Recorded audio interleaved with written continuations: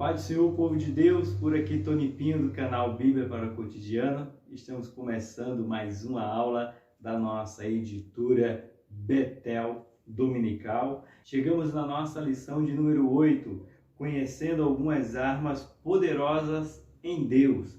Lembrando que esse trimestre estamos tratando sobre triunfando sobre as batalhas e adversidade da vida.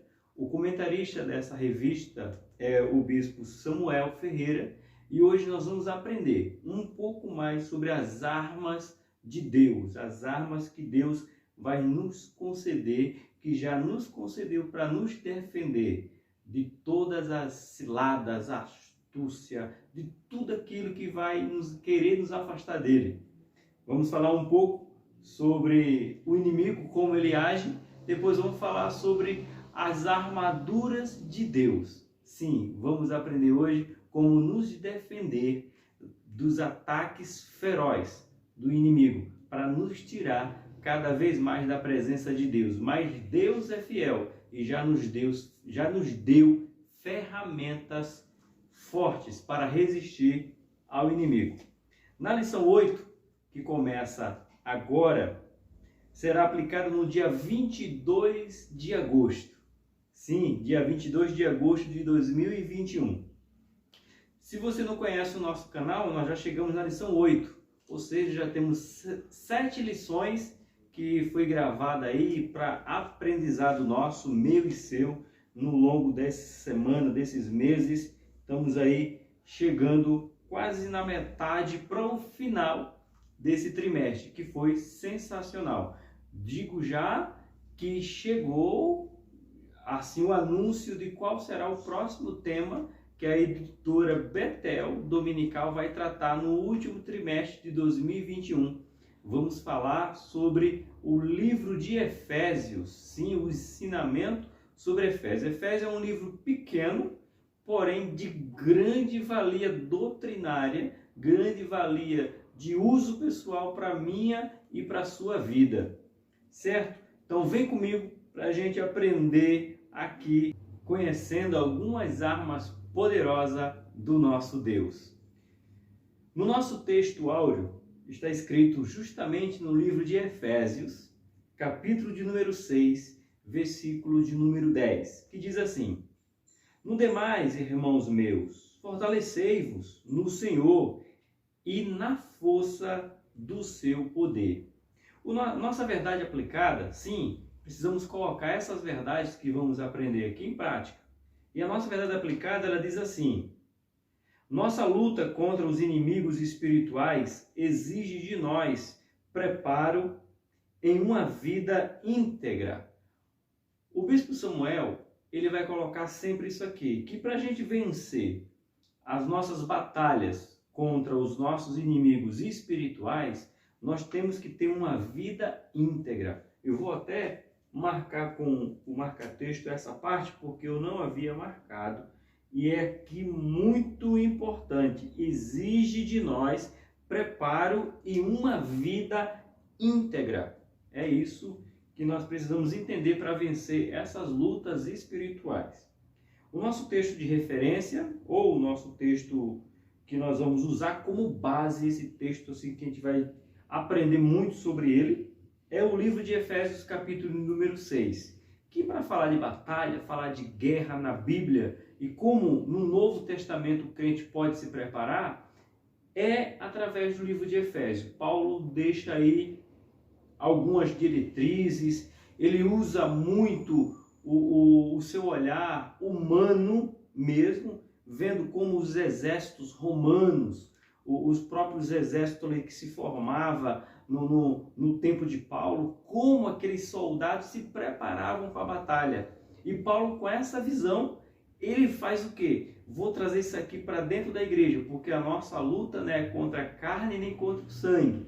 Então Paulo dizendo, se eles se preparam assim para batalhas carnais, batalhas que vão levar à morte, sangrar, ser ferido, e se eu trazer esse princípio de defesa, esse princípio de armadura para a vida espiritual dos crentes que vão vir? E Paulo, olhando esses soldados, olhando como esses exércitos se montavam, ele decidiu fazer aqui Efésios 6 para que possamos ter um direcionamento, ou como está dizendo aqui, né? Podemos perceber as armas de Deus para que a gente seja vitorioso. Por isso que nós temos que estar armado. Mas armado como? É o que nós vamos aprender nesta lição.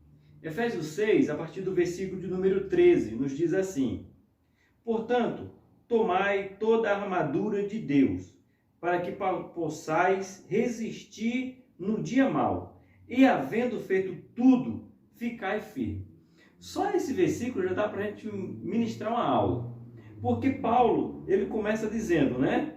Tomai toda a armadura de Deus. Então, tudo que Deus está oferecendo para proteger a minha vida e a tua vida espiritual, Paulo está falando, pega todas elas. Não deixa nenhuma de fora.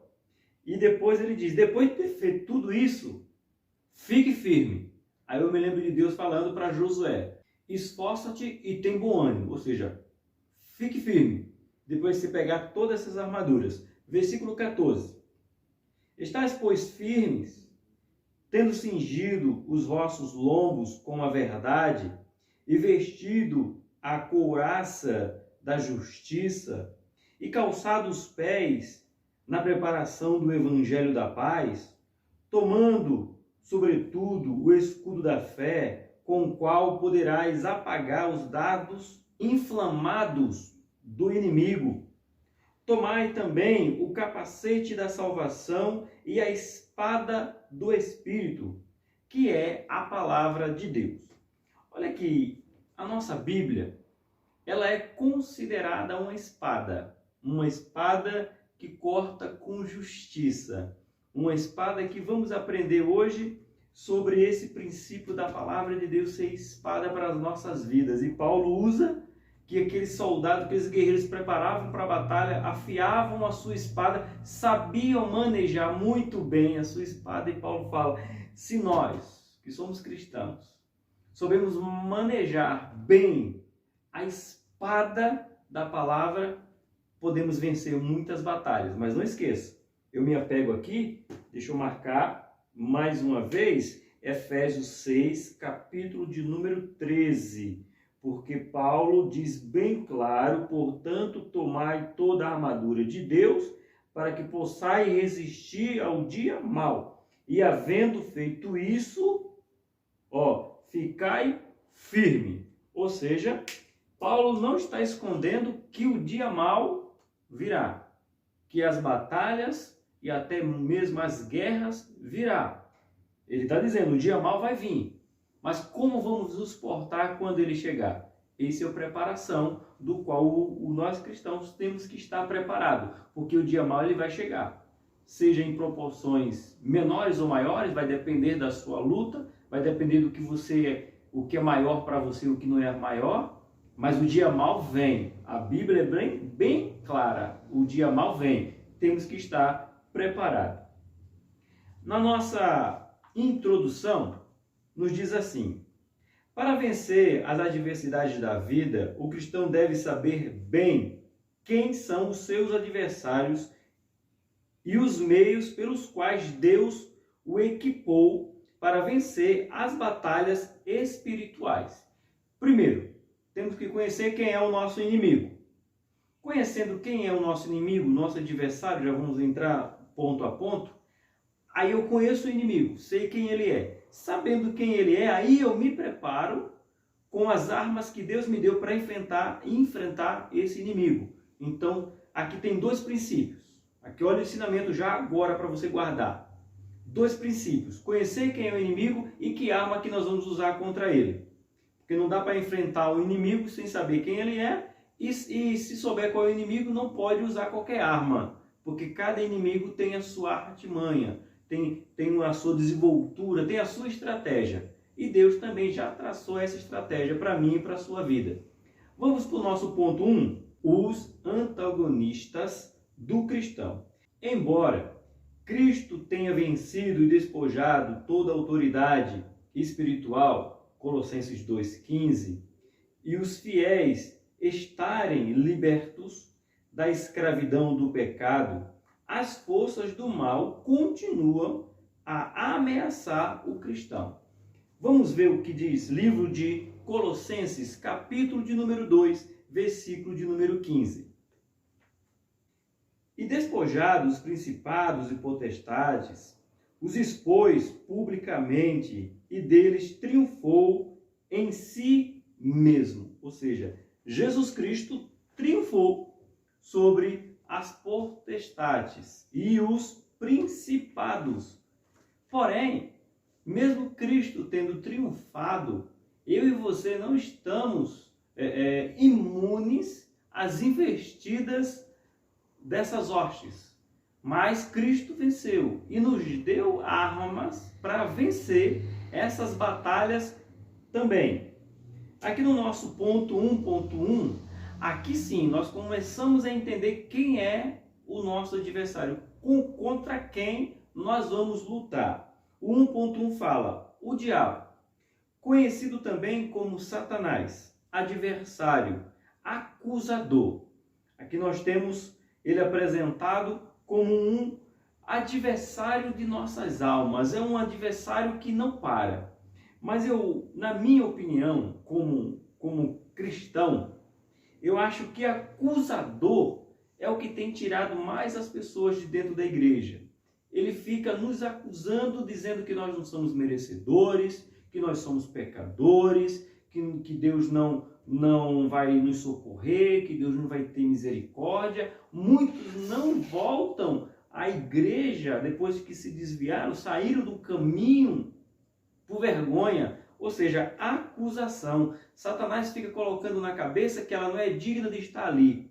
Fique sabendo você que mesmo com essas acusações, não é porque nós merecemos, é porque Cristo nos fez merecedores. Não por mérito nosso, mas mérito dele. Então a honra, a glória, a majestade é de Jesus. Então não é que é merecimento do Tony, não é merecimento seu, mas Cristo nos proporcionou. Então não tem acusação de Satanás que possa me fazer sair da presença de Cristo. Ele também é conhecido como acusador. É conhecido como a antiga serpente, Beelzebul, príncipe deste mundo, príncipe das potestades do ar, o maligno. Olha quanto nome, somente nome de destruição, somente nome que vai prejudicar, que vai massacrar, que vai tirar tantos e tantos cristãos de dentro da igreja, e esses cristãos não voltam mais porque ele se tornou um adversário, um acusador. A antiga serpente, Beelzebul, príncipe deste mundo, olha aí, o maligno. Todos esses nomes para um só ser, o diabo, que age conforme os seus nomes para prejudicar aqueles que decidiram ser obedientes a Deus, porque ele não foi. Satanás não foi obediente a Deus e não quer que eu e você sejamos obedientes. Esse é o nosso adversário. O bispo Samuel, ele colocou um texto aqui que eu quero ler com você. É preciso estar preparado contra as forças do mal. Precisamos entender que estamos em batalha. A igreja de Cristo é uma igreja militante. Estamos militando uma batalha, estamos em meio a uma batalha. Eu fiquei feliz porque o bispo Samuel pega um texto do livro do Wayne Grudem, e eu tenho esse livro, uma teologia sistemática exaustiva, sensacional. E o bispo Samuel quis colocar aqui um trechinho desse livro do professor Wayne Grudem, que ele coloca bem assim: tanto o diabo e seus seguidores vão usar a tentação, a dúvida, a culpa, o medo, a confusão, a inveja, o orgulho, a malícia para atrapalhar o testemunho cristão. Parabéns para o bispo Samuel Ferreira e mais parabéns ainda para o Wayne Grudem, que colocou esse texto. A gente podia fazer uma aula só ministrando sobre isso aqui. O que o inimigo vai usar contra mim e a tua vida? Ele vai usar o campo da tentação, na mente somos tentados, na dúvida será, na culpa, que já falei, no medo, sim, confusão, inveja, orgulho, calúnia. Tudo isso são as armas que ele usa para nos tirar da presença de Deus, para nós deixarmos de ser obedientes a Deus. Olha as armas dele, olha o que ele usa. E desses aqui, o orgulho, com certeza, é uma das armas mais letais de Satanás. Por que eu falo que o orgulho? Porque tem pessoas que se orgulham de ser crente, por incrível que pareça. Vivi minha vida toda no evangelho, nasci no berço cristão e nunca me desviei. Orgulho. O orgulho leva você à soberba e a soberba leva você a ser abatido, porque Deus abate os soberbos. Então o orgulho, eu ensino melhor do que aquele ali. A fulano ensina e ninguém entende, quando ensina as pessoas entendem. Orgulho. Eu tenho um carro mais bonito, eu tenho um cabelo mais bonito, eu tenho uma roupa mais bonita, eu tenho um sapato e orgulho. Então o meu filho é o melhor filho, mais estudioso. Orgulho.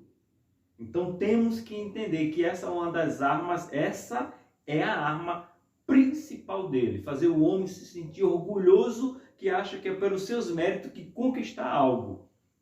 Mas o homem tem que estar atento, nós temos que estar atento. O bispo Samuel continua colocando aqui: que não sejamos aqueles a quem o diabo utilize através de fofoca, mentira, no meio do povo de Deus. Olha o que ele está dizendo. Bem claro para mim e para você. Não vamos deixar Satanás, o nosso adversário, nos usar para o quê? Trazer fofoca, mentira no meio do povo de Deus. Porque é uma erva daninha, irmão, que pode nascer, e se a gente não jogar matar essa erva daninha, não jogar o veneno ali, a gente pode essa erva daninha crescer e prejudicar todo o reino. E o pior, eu e você podemos ser o agente que vai ser o caminho para acontecer isso. Quando damos vazão para fofoca, para mentira, para engano, para confusão dentro do povo de Deus. Então nós temos que estar vigilante para a gente não dar lugar ao Satanás, deixar ele usar a nossa boca, a nossa vida para prejudicar os nossos irmãos. Vamos para o nosso segundo inimigo, o mundo. Aqui, falando do mundo, tem uma pequena explicação, é necessário. Esse mundo do qual nós falamos não é o mundo do qual nós estamos vivendo. Esse mundo foi Deus que criou em Gênesis capítulo 1, versículo 31. Foi criação de Deus. Mas que mundo é esse que o bispo Samuel coloca para que a gente tenha cuidado como inimigo do mundo? Eu vou ler o texto que ele fala aqui, ó. A igreja do Senhor não pode amar os valores do mundo, mas viver uma vida em amor ao próximo, mantendo sua integridade e valores do reino. Aqui já explicou, eu não preciso nem explanar o texto, mas vou fazer isso, pois é uma sala de aula, é um canal do qual junto o meu conhecimento com o seu conhecimento para chegarmos ao conhecimento de Deus. O que ele está dizendo? O mundo que aqui é o nosso adversário, é o sistema do qual nós estamos vivendo. Porque hoje a gente tem os polos da política. Porque o político A não presta e o político B também não presta. Aí quem presta?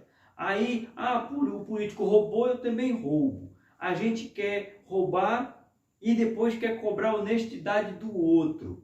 É essa corrupção que está no mundo que a Bíblia fala que esse é o nosso inimigo, né? Tem algumas brincadeiras que a gente vê aí nas redes sociais e às vezes eu fico olhando essas coisas, eu tiro como coisa séria em vez de brincar. Um rapaz fazendo um talk show ali, ele diz: o Brasil não tem jeito. Ele diz: tem jeitinho para tirar a carta, tem jeitinho para pegar a internet de graça, tem jeitinho para pagar, para não tomar multa, tem um jeitinho para furar a fila do ônibus, tem um jeitinho.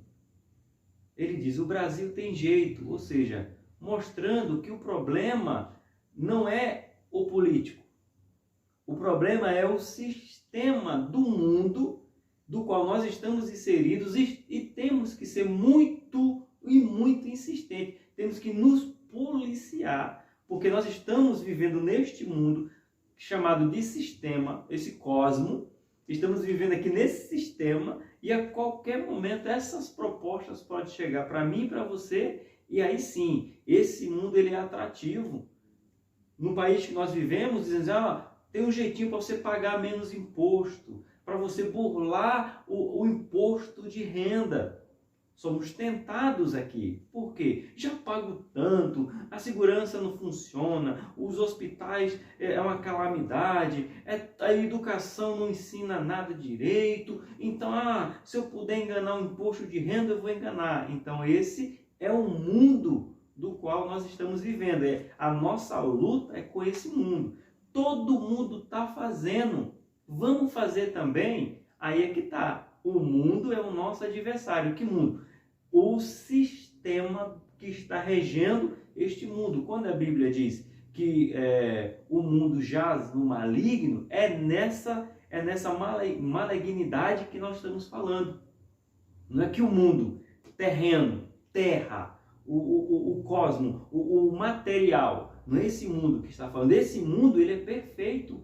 Deus criou os céus, a terra, criou os mares, os peixes, os animais, perfeição de Deus. Mas o sistema é que é contra os cristãos, querendo tirar a inocência das nossas crianças, querendo denegrir quem são cristãos, querendo desmoralizar o casamento. Então esse sistema mundano é que é o nosso adversário. E o bispo Samuel coloca bem claro, nós estamos no mundo e a oração de Jesus é bem clara. Pai, eu não te peço para que você tire ele do mundo, mas para que eles resistam. Então essa é a nossa luta. Esse sistema mundo que nós estamos lutando é o sistema, não o planeta. O planeta chamado de mundo. Ok?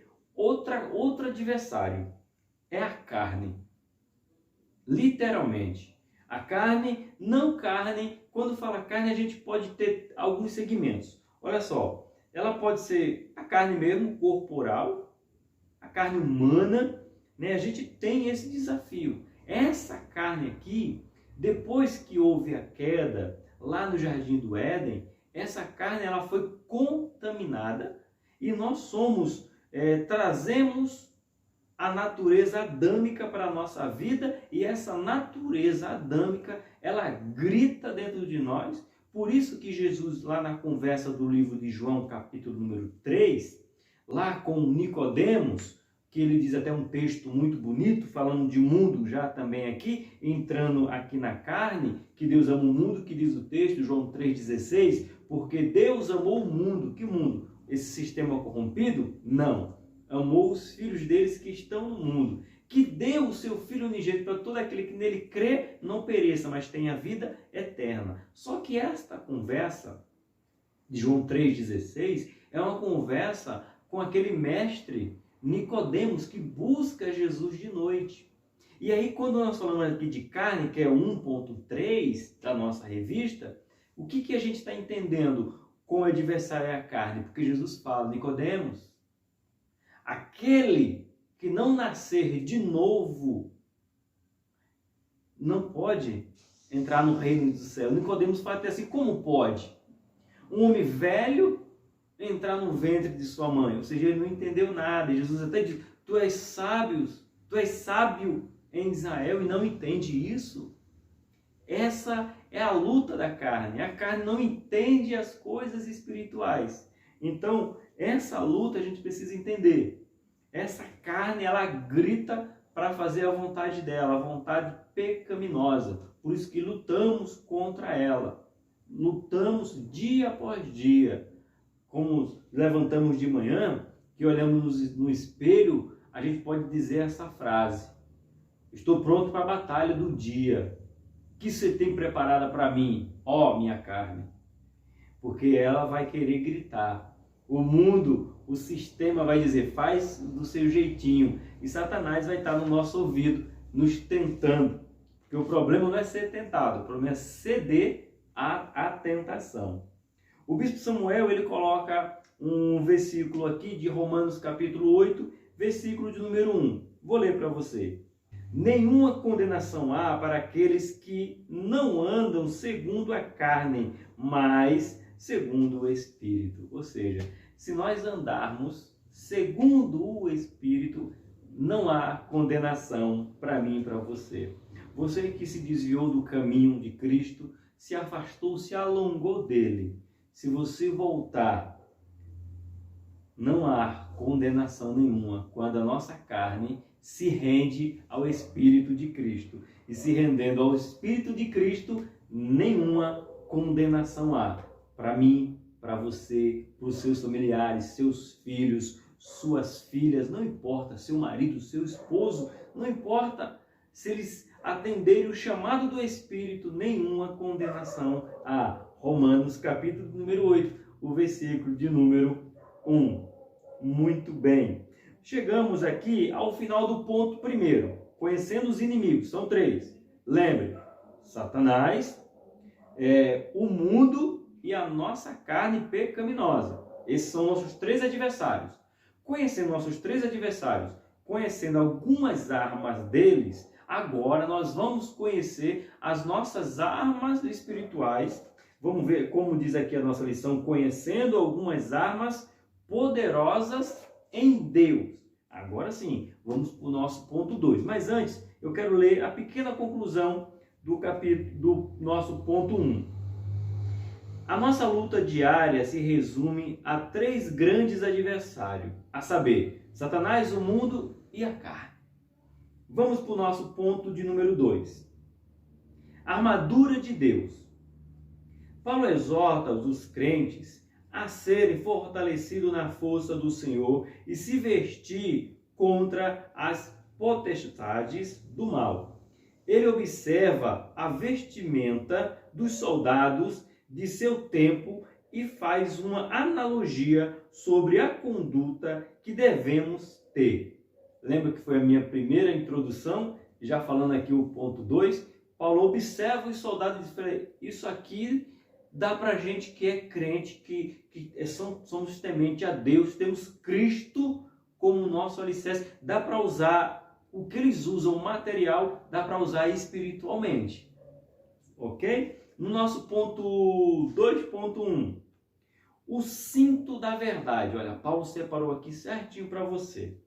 Certamente que a referência sobre o cinto da verdade se encontra em Isaías capítulo 11, versículo número 5. Olha só que Isaías já estava falando sobre o cinto da verdade. Diz assim, e a justiça será o cinto dos seus lombos e a verdade, o cinto dos seus rins. Olha o que fala Isaías. Deixa eu ler todo o texto aqui. O cinturão ou cinto se refere ao avental de couro embaixo da armadura ou cinto de metal que protegia abaixo do ventre. Olha o que está dizendo. Isaías já estava falando de cinto da verdade, porque esse cinto era por baixo da armadura, diferente um pouquinho do cinto que nós usamos hoje nas nossas calças, as irmãs nas saias, mas diferente, era antes da armadura. Então, antes de eu colocar essa armadura, eu colocava esse cinto da verdade que me protegia para depois vir a armadura, que vamos chegar lá na frente. Então, veja que esse era o íntimo, era o escondido, era o próximo, era a pele. Esse íntimo chegava ali. Olha o que o bispo Samuel coloca aqui, ó. Estar cingido é, portanto, ter o seu íntimo, a verdade, como a sua essência. Uma religiosidade sem coração é semelhante a se enganar, pois Deus não se agrada de rituais vazios. E próprio Isaías capítulo 1 já dizia, aliás, já diz, porque está escrito, aí nós temos para ler, para conferir, Isaías capítulo 1, o versículo 13 ao versículo 15, né, que ele vivia no meio da religiosidade, mas não tinha o próprio encontro com Deus, não tinha ali Deus como a sua maior verdade. Agora, quando o rei Uzias morre, ele diz: tenho visto o Senhor. Então, esse cinto da verdade era que colocamos antes das nossas vestes, ou seja, é o interno. Ela tem que andar junto conosco. Ele não pode se apartar de mim, de você. Essa verdade ela tem que ser contínua na minha e na sua vida. Vamos falar do nosso 2.2, couraça da justiça. Olha só que importante. 1 Tessalonicenses 5:8 diz assim: mas nós que somos do dia, sejamos sóbrios, vestidos da couraça da fé e da caridade, e tendo por capacete a esperança da salvação. Aqui ele já misturou os dois, mas eu quero me atentar à couraça. Veja que Paulo ele começa a tratar que primeiro essa imagem de cinto que nós temos aqui é um pouco diferente que a gente acha que é hoje, tá? Tem uma pequena diferença, era o interno, era aquilo que ainda as pessoas não viam, era por baixo.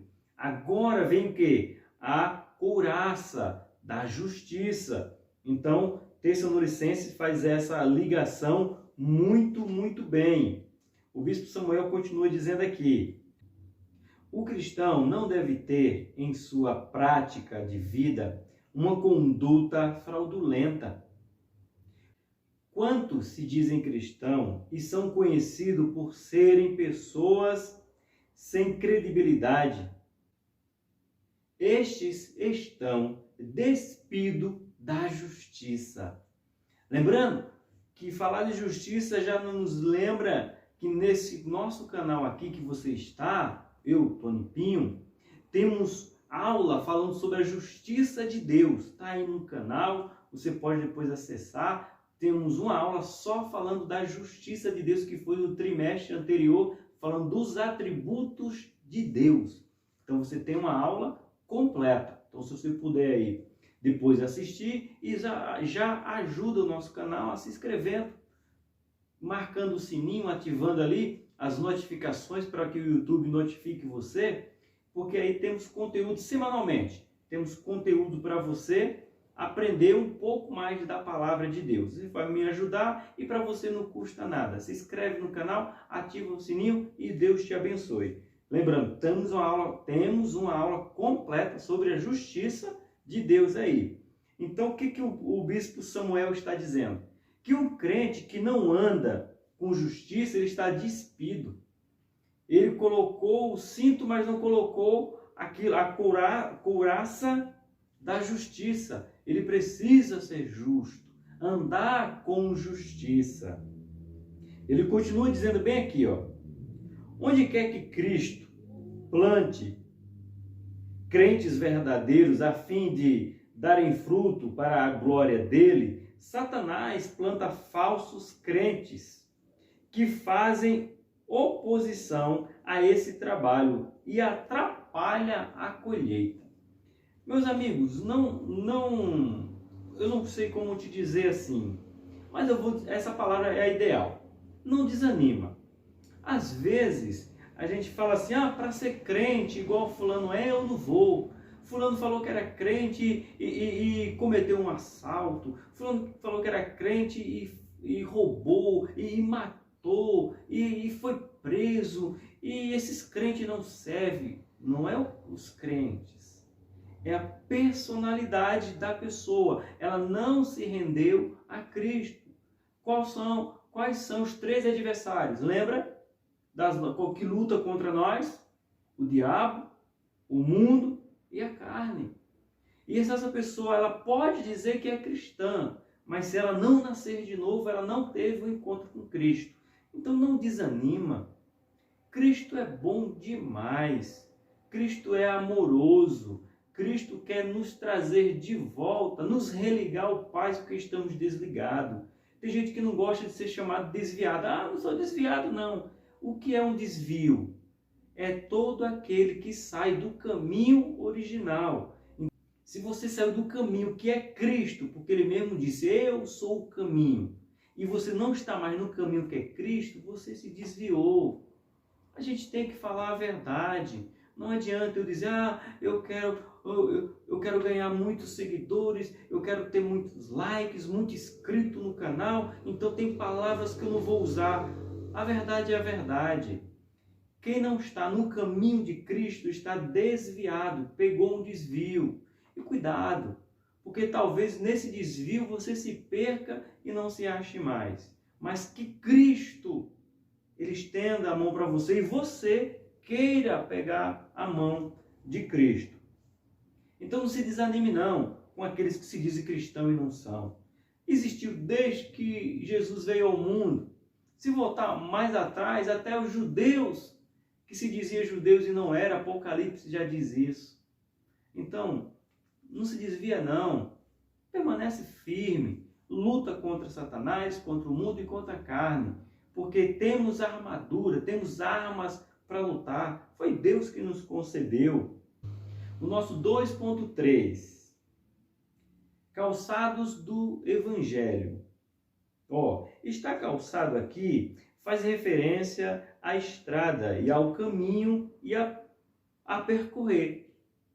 Quando falamos de caminhada e caminho, a Bíblia faz referência à vida propriamente dita.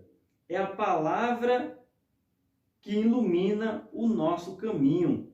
Livro de Salmos 119. Lâmpadas para os meus pés é a tua palavra. Então nós temos aqui uma jornada. E Paulo observa que esses soldados agora estavam colocando os seus calçados. Se fosse no nosso tempo contemporâneo, ia dizer que eles estavam calçando os coturnos, aqueles militares grandes aqui, né? Porque protege não somente o solado do pé, mas o tornozelo, há muitos até no meio daqui da canela.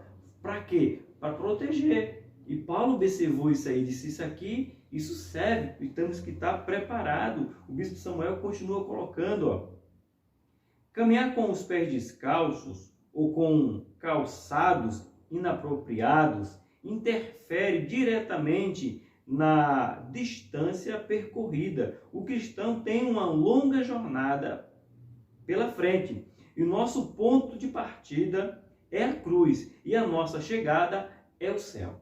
Guarda mais um. O seu ponto de partida é a cruz. Quer vir após Cristo, tome a sua cruz e siga-o. E o seu ponto de chegada é o céu. Então você não pode ficar descalçado do Evangelho. E quem te leva? O Evangelho. O Evangelho de Cristo, se você tiver calçado com ele, você chegou à cruz. Se você se manter calçado com ele, ele vai te levar até o céu. Essa é o que Paulo quis dizer sobre estar calçado pelo Evangelho. Você vai pisando e, como o salmista diz no Salmo 119, lâmpada para os meus pés. Está escuro? A Bíblia ilumina o seu caminho. Vamos um pouco mais na frente com o que o bispo Samuel coloca. Na vida militar, o combatente deve cuidar muito bem dos seus pés, pois a jornada é muito longa. Se ele não cumprir, ele ficou pela missão, ele pode perder uma missão, porque a jornada é muito longa. Se não cuidarmos de nossos preparos de forma eficaz, podemos ficar pelo caminho. A Bíblia nos mostra que até mesmo na igreja primitiva, muitos abandonaram a fé. Hebreus 6. Por isso que eu já disse, não desanima não. Pega o calçado aqui do Evangelho, vai até a cruz e você chegando até a cruz, permaneça até o céu. E o Evangelho vai te levar até o céu. O Evangelho de Cristo te leva até o céu. Essa boa nova te leva até o céu. Como é na vida militar, temos que ter calçados apropriados. E para a nossa vida cristã, Paulo viu que o apropriado é o ensinamento de Cristo para nos levar até o fim da nossa missão. Estamos em guerra. E essa guerra só dará fim na glória com Cristo. Para finalizar o nosso ponto 2. Devemos estar revestidos da verdade e da justiça e preparado para a caminhada com Cristo. Chegamos no nosso ponto 3. Já agradeço a Deus pela sua vida, por estar ouvindo esse aprendizado. Vamos para o nosso ponto 3. O equipamento para o combate. Aqui foi a gente se preparar, só que agora chegou a hora da guerra, chegou a hora do combate. Olha o que diz aqui o nosso bispo. Enquanto que a couraça e o cinto, o calçado, eram peças de vestimenta, o capacete, a espada e o escudo eram peças de combate, as quais os soldados deveriam ter em posse para a peleja. 3 que ninguém estava vendo que ele tinha. Agora ele tem 3 que todo mundo está vendo que ele tem. Que agora ele vai pegar o quê? Ele vai pegar o escudo, capacete e espada. Agora é a hora do combate. Então todo cristão ele tem que ter capacete, escudo e espada. Vamos aprender um pouco mais? Nosso 3.1, escudo da fé. Paulo faz a justa posição do escudo com a fé, pois é através da fé que nem as dificuldades ou as condições desfavoráveis vão nos parar. Por quê? Quando você recebe um golpe na batalha, pensa aqui comigo, filme de guerra, se você viu alguma vez na vida, medieval. Se você vê alguém dando um golpe de espada e você põe o seu escudo, então aquele golpe não vai te ferir. Joga uma lança, aquela lança não vai te ferir. Mas uma flecha, aquela flecha não vai te ferir. Então o escudo, e você vê, a gente está falando disso aqui, tempos da Idade Média, né? Antes da Idade Média, né? Tempo de Paulo, já vendo ali as grandes discussões, depois as grandes cruzadas, e a história é longa. Mas o que eu quero trazer à memória é que nos dias de hoje, você vê que os policiais, até hoje, a tropa que usa ali para dispersar as pessoas no meio de conflitos sociais, até no nosso país, chama-se o quê? Tropa de choque. E o que a tropa de choque tem? Vocês já repararam? Traz para o nosso dia. A tropa de choque tem algumas coisas. Eles não têm a espada mais, mas ele tem o cacetete. Podemos dizer que é a espada deles? O que eles têm? Capacete. O que eles têm? Escudo. Não vê que ele vai batendo e vai para dispersar a multidão? Então veja que Paulo olha isso aqui serve. Então para os nossos dias nós temos essa tropa de choque que usa capacete, escudo e não usa a espada mais, mas tem ali o cacetete para fazer a dispersação do povo. Veja só. Então, como que nós usamos aqui? As pessoas vão trazer palavras que vai nos machucar. Aí a gente usa a palavra de Cristo como escudo. Diz, não aceito. O meu Deus é um Deus fiel. O meu Deus é um Deus de salvação. O meu Deus é um Deus de cura. Isso aqui é a defesa da fé, irmão. É fé. Por isso que toda vez que as pessoas querem nos tirar do sério, nós temos a fé. Eu tenho fé. Fé em quê? É o escudo que vai bloquear aquelas pessoas pessimistas. Nada vai dar certo. Está todo mundo morrendo. É doença demais. É problema demais. É a política que não serve. Fé, irmão. Eu tenho fé. Estou com o escudo da fé. Essas palavras não podem vir para cá. Isso é cilada de Satanás. Vamos nos defender com o escudo da fé. Interessante falar de escudo, que o próprio Deus disse nas suas escrituras que ele era escudo.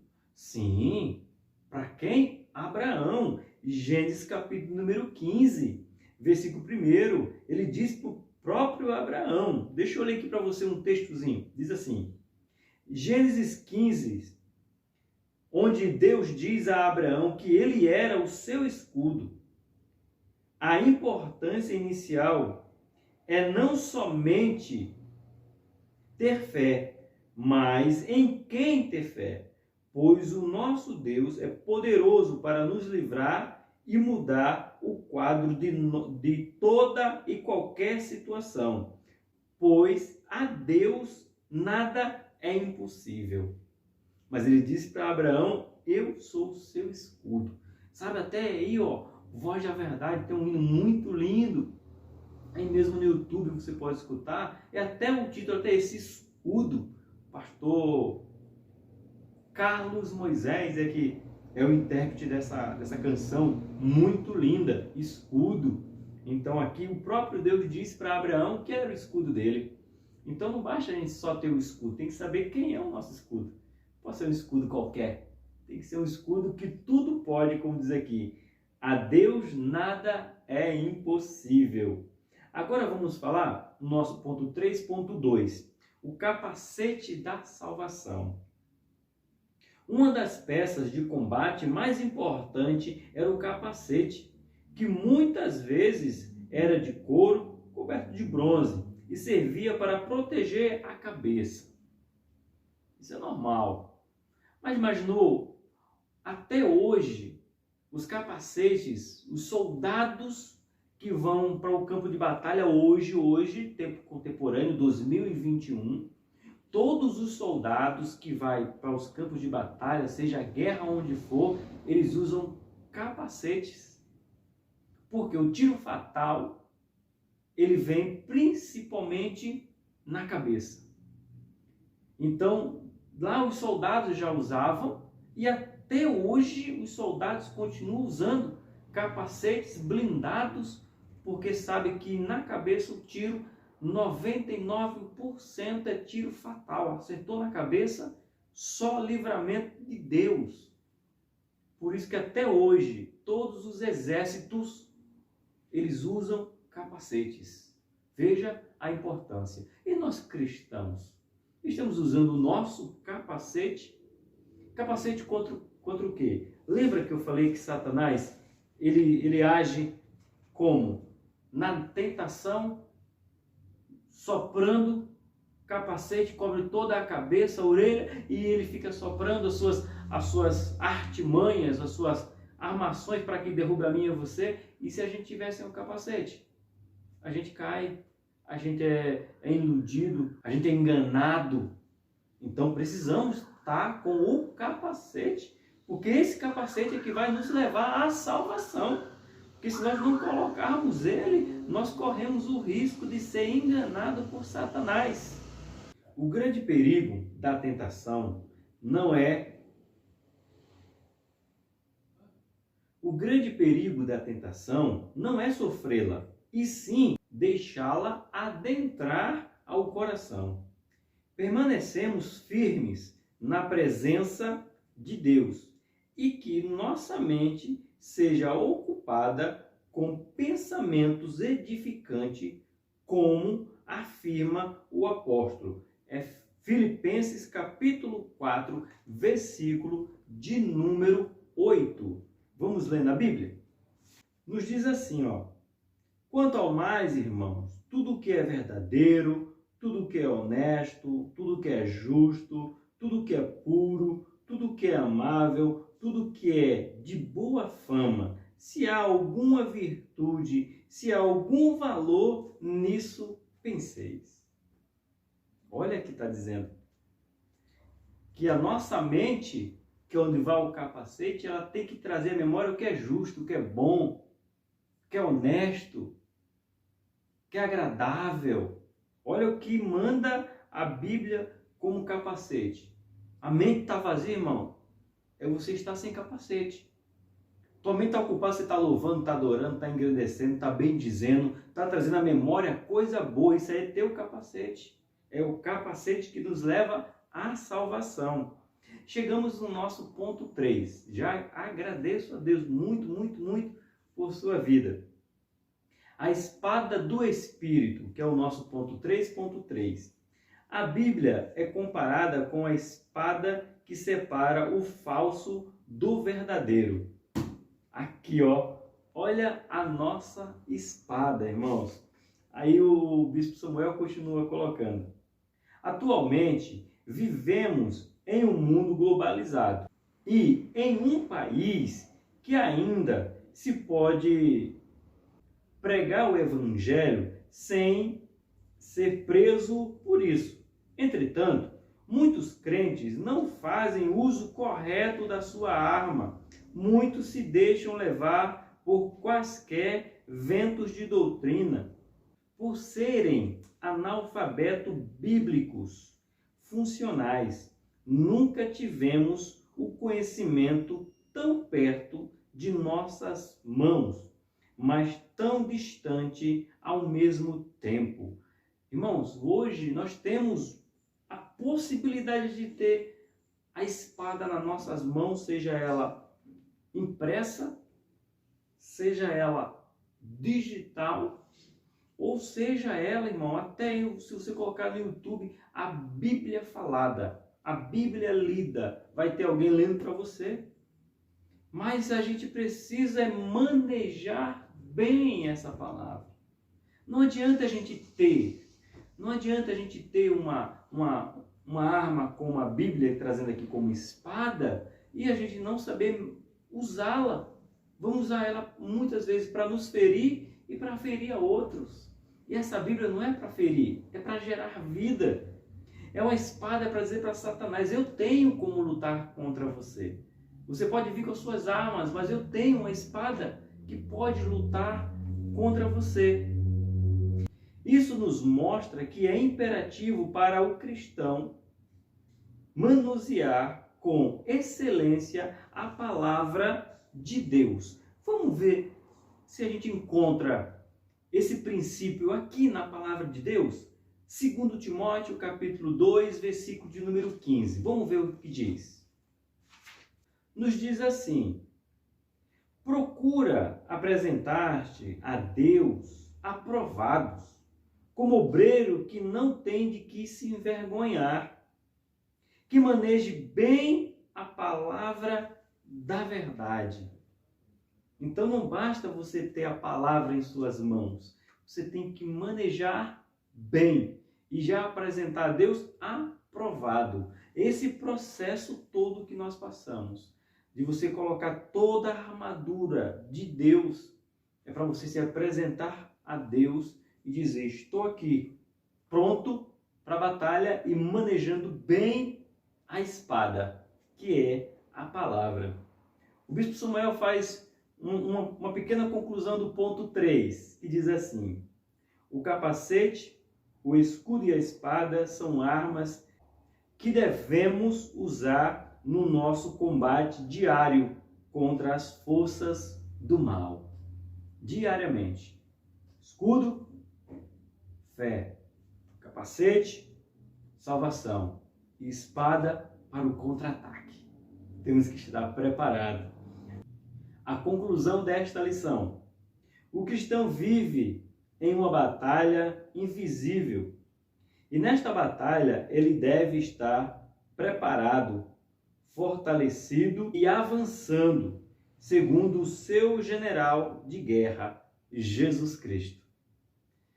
Para resumir, precisamos entender que fomos alistados para uma batalha, que ela começou na cruz, quando Cristo se entregou por mim e por você. E a nossa batalha ela vai nos levar ao céu. Se nós não chegarmos no céu, a missão foi um fracasso.